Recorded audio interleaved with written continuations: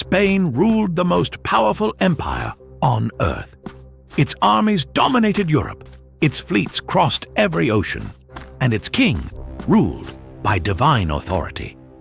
Yet in the late 16th century, a group of small provinces on the North Sea dared to resist.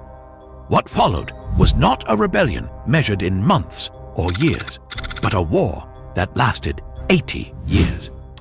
This is the story of the Dutch Revolt and how endurance, strategy, and sacrifice defeated an empire. In the mid-1500s, the Netherlands were among the richest regions in Europe. They were not independent, but ruled by Spain under Philip II of Spain. Spain demanded high taxes to fund its global wars and enforce strict Catholic control during the Protestant Reformation. Local traditions, religious tolerance, and political autonomy were slowly stripped away. At first, resistance was limited. Nobles protested. Cities petitioned.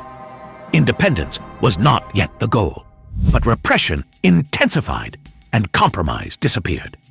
In 1568, open rebellion broke out. Spain responded with terror.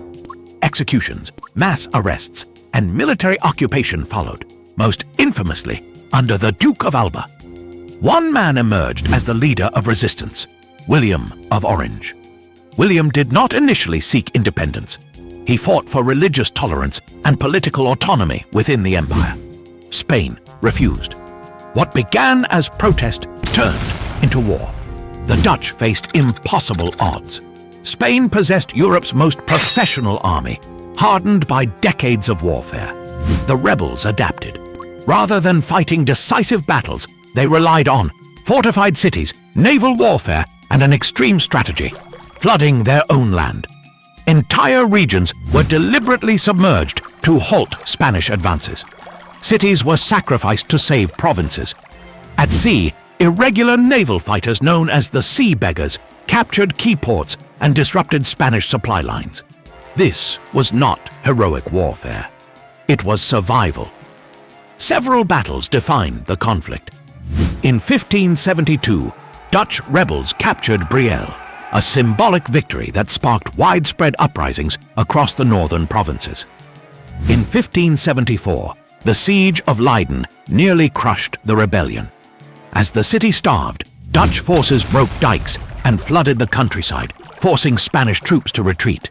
Leiden survived and became a symbol of resistance. In 1588, Spain attempted to end the war decisively by invading England with the Spanish Armada. Its failure weakened Spanish power and indirectly strengthened the Dutch position. The war increasingly became one of endurance, and Spain was bleeding resources. In 1584, the revolt suffered its greatest blow. William of Orange was assassinated in his own home by a Catholic extremist seeking Spanish reward money. He became the first head of state assassinated by handgun. The rebellion nearly collapsed, but instead of breaking, it hardened. William's death transformed him into a martyr and unified resistance across the provinces. Leadership passed to his son, Maurice of Nassau, who reorganized the Dutch army into one of Europe's most modern fighting forces. Under Maurice, the Dutch began winning major engagements. The Battle of Nieuwpoort, 1600, proved that Dutch forces could defeat Spain in open battle.